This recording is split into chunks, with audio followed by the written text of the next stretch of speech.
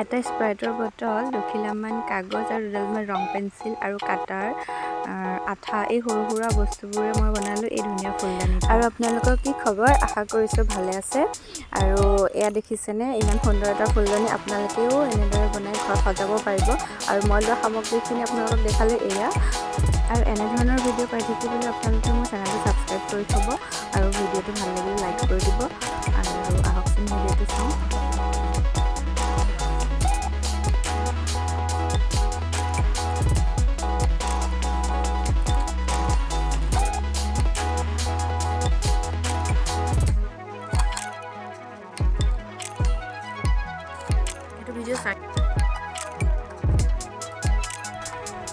এনেধৰণে মই কাটি ল'লোঁ কেঁচি দি। আপোনালোকেও কাটি ল'ব, খালি সাৱধানে কাটিব যাতে হাতত লাগি নাযায় আৰু।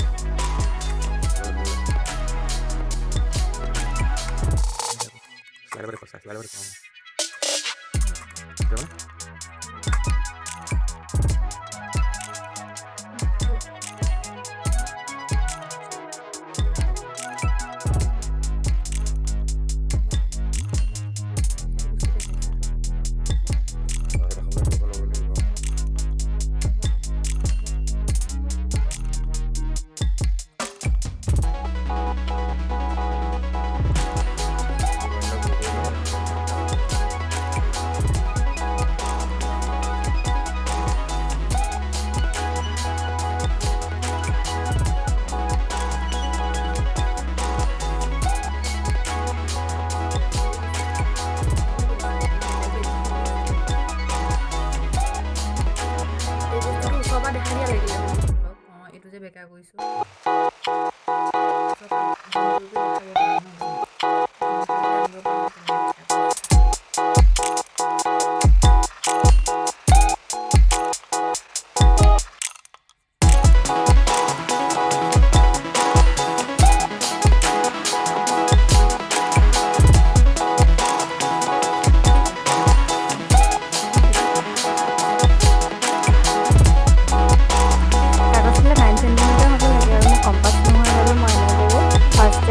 ঘড়ী ঢাকনি ইয়াত আছিলে, মই সুবিধা হ'ব বুলি ভাবিলোঁ আৰু এনেদৰে গোল গোলকৈ কাটি ল'ব কেঁচিৰে।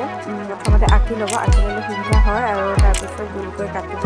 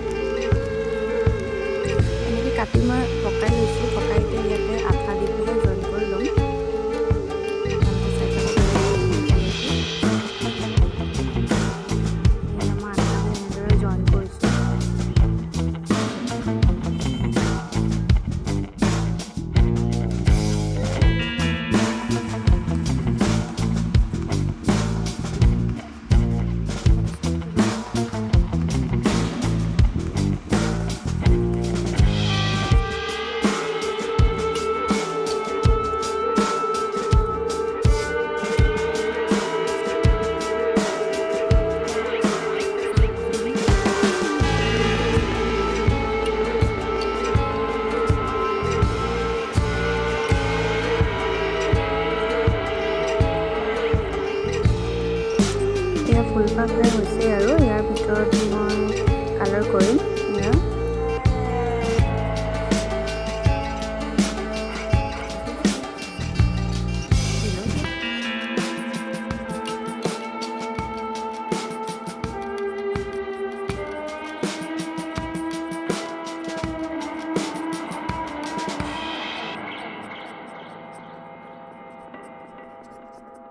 এইবোৰ ভাল হৈছে হয় নাই প্ৰথমে?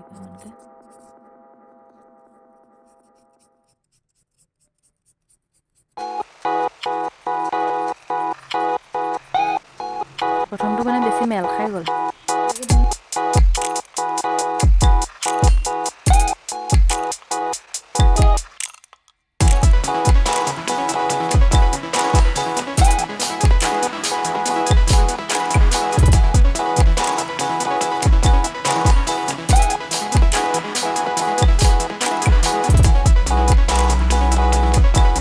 এইখিনিতে এটা কথা কৈ থওঁ, এনেকৈ ফেব্ৰিকুইক ইউজ কৰিছোঁ মই, কিন্তু ফেব্ৰিকুইকেৰে এনেকৈ লগা নাছিলে প্ৰথমতে। মই চেষ্টা কৰিছিলোঁ, পিছত মই ফেব্ৰিকুইক লগাই এই যে দেখিছে সাঁফৰখন, তাত মই ফেব্ৰিকুইক দি তাত কাগজ দি লৈছোঁ।